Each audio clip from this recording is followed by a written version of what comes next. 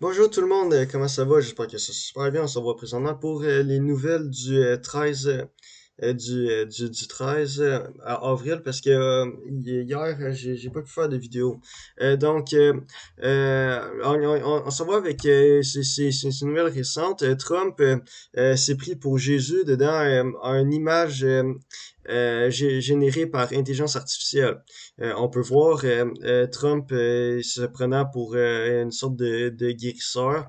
L'image est assez intéressante parce que elle démontre vraiment cette forme de narcissisme par rapport à l'administration américaine et son, son envie d'être positionné comme image transcendante. On voit notamment, si on analyse l'image, tous les regards sont tous portés vers, ben dans le fond, tous les éléments et les regards convergent vers le centre de l'image, vers l'élément central. Et l'élément central, c'est Trump habillé avec un habit de Jésus qui a la lumière dans ses mains et qu'on peut penser qu'il est en train de guérir ce patient-là qui est là avec la, euh, l'infirmière qui fait absolument rien, juste à regarder. Probablement, ça démontre vraiment le côté irrationnel de ce mouvement-là. Ça démontre que même selon les grandes connaissances en médecine et tout ça, ben, tout le monde se soumet au grand chef qui a les pouvoirs surhumains et qui est Trump. Également, l'image est embellie par plusieurs grands symboles américains, dont la Statue de la Liberté ici et le Parthénon athénien juste là. Oui, c'est une blague. Et aussi les Power Rangers en haut du drapeau américain. Euh, bon, mis à part ça, c'est ça, on voit vraiment comme cet aspect narcissique de l'image-là et il y a beaucoup de théories alentour cette image-là. Il y en a notamment qui dit que ben c'est pour mettre plus de tension, c'est pour diviser, c'est pour peu importe la raison. Moi, personnellement, je suis allé avec ma propre conclusion. Je dirais que c'est ce qu'on pourrait appeler un dog whistle. C'est quoi un dog whistle? C'est simple, c'est traduit de l'anglais, traduit de l'anglais. C'est en anglais, si on traduit ça, c'est sifflet à chien. Ça fait référence au ça fait référence au message, dans le fond, que seuls les chiens peuvent entendre parce que c'est les ultrasons.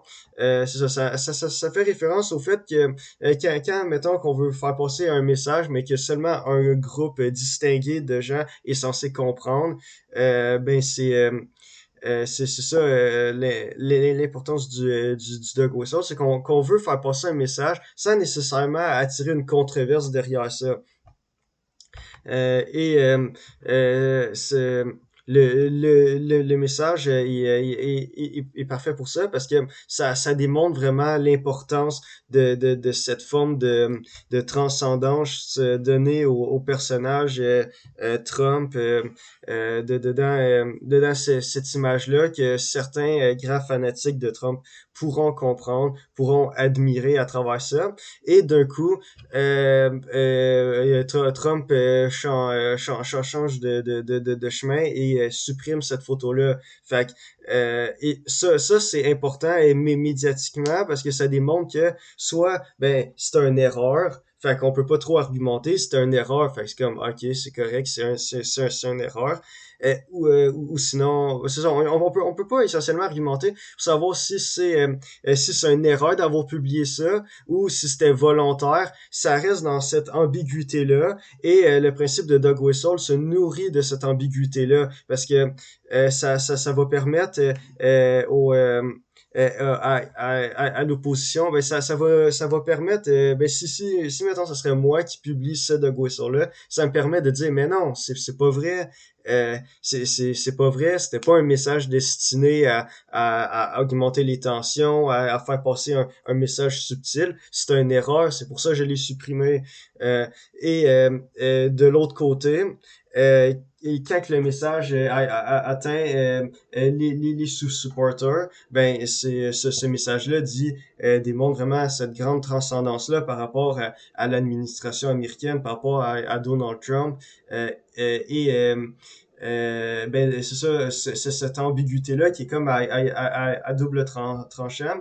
Empêche le débat par rapport à cette question-là et de l'autre côté permet de transmettre ce message-là sans opposition. Et c'est ça qui est vraiment intéressant. Bon, la publication de cette photo-là s'inscrit dans le cadre d'une dispute entre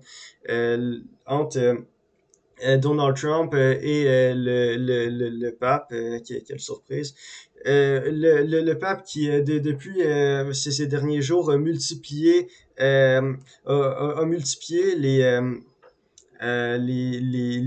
demandes pour faire la paix et les appels au dialogue, à la diplomatie, à la paix essentiellement. Trump a répondu dedans son Truth Social que le pape Léo est faible au crime. Oui, weak on crime. Ben, ses méthodes sont faibles par rapport à endiguer le crime, ce qui est complètement absurde si on voit vraiment le rôle du pape dedans le monde. Euh, et euh, c'est ça. Donc, on passe à la nouvelle. La nouvelle nouvelle, ouais. L'ancien président Viktor Orban a été a échoué à être élu. Donc, le prochain qui va diriger la Hongrie, son nom c'est Peter Magyar. Euh, un personnage intéressant qui a 45 ans et qui est un ancien loyaliste du camp de Orban, mais qui a quitté le parti de Orban pour être dans l'opposition, vu là de ça 2 ans. Et ben on peut espérer le mieux pour la Hongrie là. Je pourrais peut-être faire d'autres recherches pour faire une vidéo complète sur la Hongrie. On peut être content pour la Hongrie qu'ils ont réussi à se débarrasser de leur dictateur. Donc, pour la suite, finalement, le gouvernement Carney a réussi, je vous rappelle, dedans l'ancienne vidéo, il manquait seulement un siège de député pour le Parti libéral du Canada pour sécuriser une majorité. Un siège parmi ces trois élections partielles. Le Parti libéral a réussi à gagner les trois élections, ce qui fait un parti majoritaire. Donc, à partir de ce jour, le Parti libéral n'aura pas besoin de faire de coalition avec d'autres partis pour faire passer des lois.